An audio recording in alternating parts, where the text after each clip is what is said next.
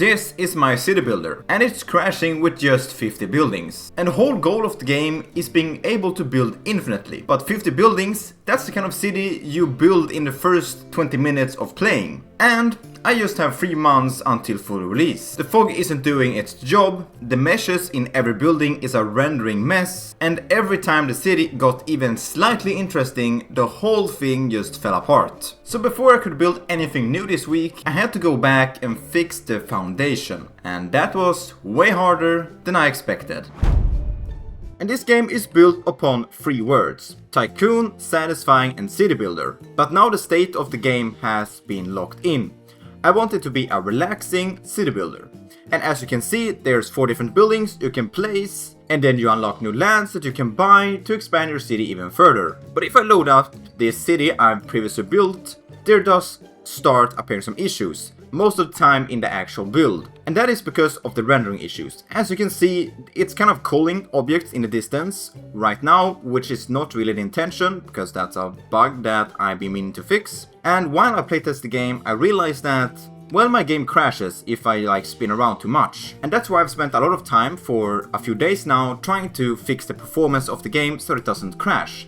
And one way I've been doing that is through a mesh combiner. Because if we go into block right now, you can see that all of these meshes are different. And this means that the CPU has to make a batch call for every single object. And basically to fix that, you can then instead combine all of those into a single mesh. Which just means that you can't really change, well, the actual things anymore, but that's why you keep one separate with all of them separate as separate objects and then one with the combined ones. So having it all in one mesh means that the CPU only has to call one batch call, and that's for this single building.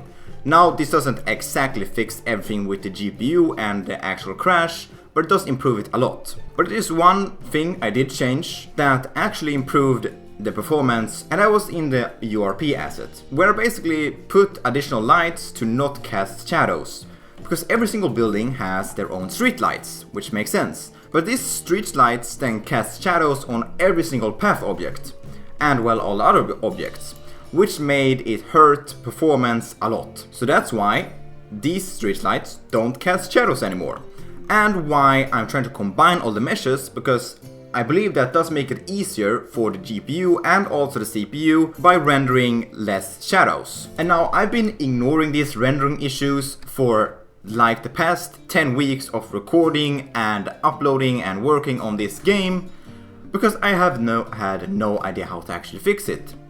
So one way I did try previously was adding a bit more fog that's way more intense, and also clipping when it's far away from the camera. As you can see, it does kind of disappear behind the fog, but the thing is, this fog is way too much.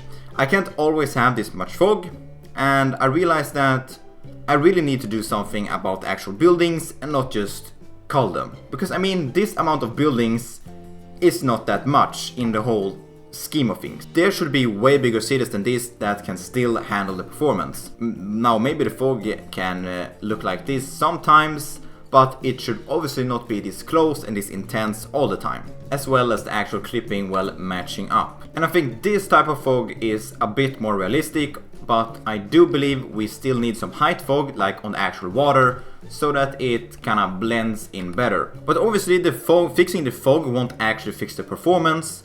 So that's why I think I just need to continue work on combining the actual meshes. Because I did actually combine all the meshes yesterday, and I believe it did actually increase the performance a lot, like it's a huge jump. But I shortly thereafter realized that there's a problem with combining the meshes into one, and that is with the hue variation that I added last week, which basically adds a bit of variation to the buildings so that some of them are slightly different colors. And in the previous code of the hue variation, I made it so that it doesn't affect path tiles.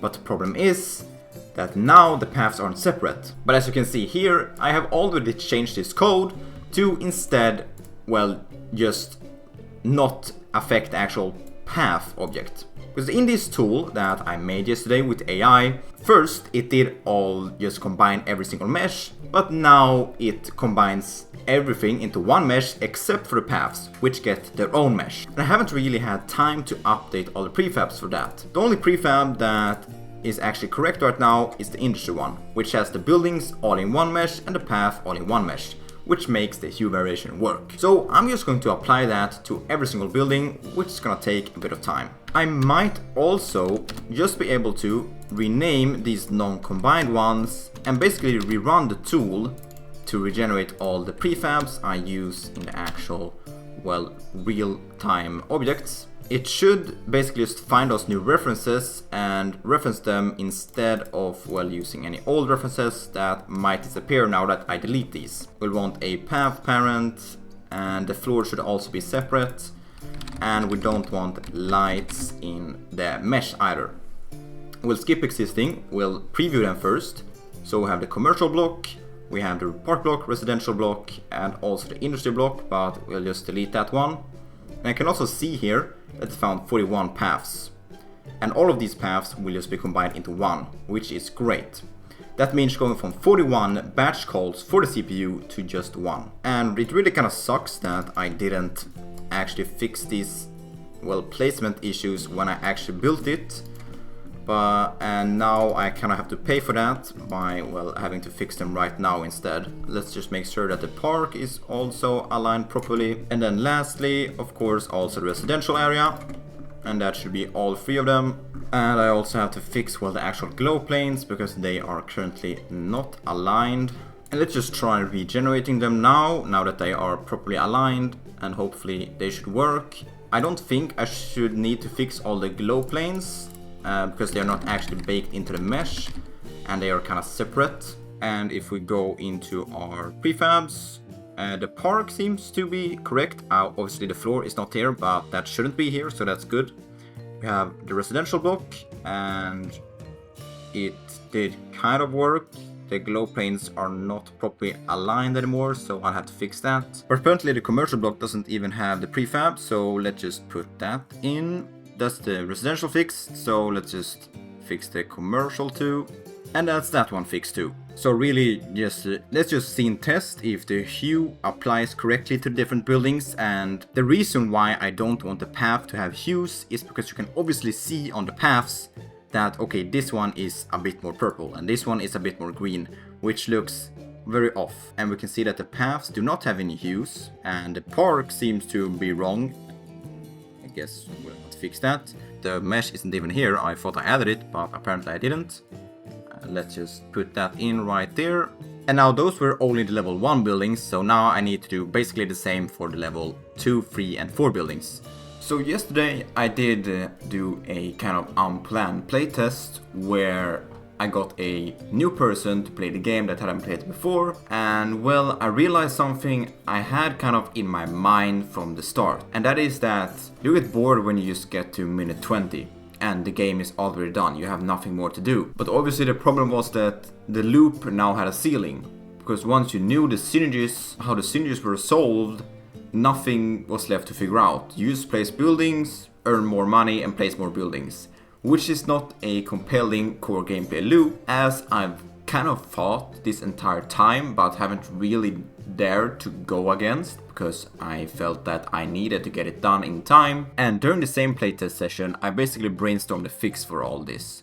I thought that, well, we talked about how maybe you could have mayors, which I've kind of thought about before, where they basically boost or debuff certain buildings. They maybe give you quests that place this many buildings, or maybe they remove certain parts of the game, or make certain parts more expensive or harder or easier, and some things like that. But also basically moving the land expansion from being money-based to instead being more puzzle-based. So you have to build certain amount of buildings to then be able to unlock new land. Like to unlock the next tile, you place 3 different residential buildings. And then you unlock that, and then you get a new puzzle for next tile, and like that. But the problem with that was, of course, that now money is obsolete, because buildings don't cost anything. And the upgrades are a bit too small to be able to take up all that money. And really land expansion was the only thing that, well, you used money for. What was needed was that the mayors would have a more important function, which is basically that in the central mayor house you have to buy access to buildings. So you get residential buildings when you start, then you can shortly thereafter buy a commercial building, then later in the game you buy industrial and park. And after that you can also then buy upgrades for these buildings, and that made money once again relevant. I did also consider just removing money entirely, but I think this change will work better. But now to the actual problem of why I'm recording it like this. And that is that for the past 11 weeks of working on Block by Block Tycoon, I've had fun, for sure. But the problem is with the recordings, because sitting down and recording was making me work differently than I really should. Because I was picking tasks that were easier to show something off with, to show quick progress, instead of sitting down with the real tasks, like fixing the fog, like fixing some code bugs, like those things that don't make good footage. I couldn't like sit down and work on those for 2 hours because I had to record a video that, well, actually looked good. But I don't really like the setup of all that. This of course does not mean that I'm ending Block by Block Tycoon. I'm going to be changing up this entire recording series, where I won't be uploading weekly. I will only be uploading when I actually know that there's something to show off, like a problem that I had and a solution for it, a story or something like that, instead of just pumping out videos that I'm not really pleased with. Now I already started work on the rework, where I've already implemented the puzzle for land expansion. I already have the mayor house in, but I don't think I will be able to launch in July. It will probably be more like September, August, maybe even October. Block by Block Tycoon is definitely still being released, because I'm probably more excited to work on the game right now than I've ever been before. Because I feel like with this rework, it will actually feel good to play. It will actually be fun. It will be more like a real game and not just some random game where you just place buildings. There will actually be things to think about, problems to solve, and things like that that make a game actually interesting. This will be the last weekly episode, but there will probably be some sort of updates in the future, where maybe I update on certain parts that when I've actually made progress on the full game. Thank you for watching these videos, if you did, and I wish you the best of luck.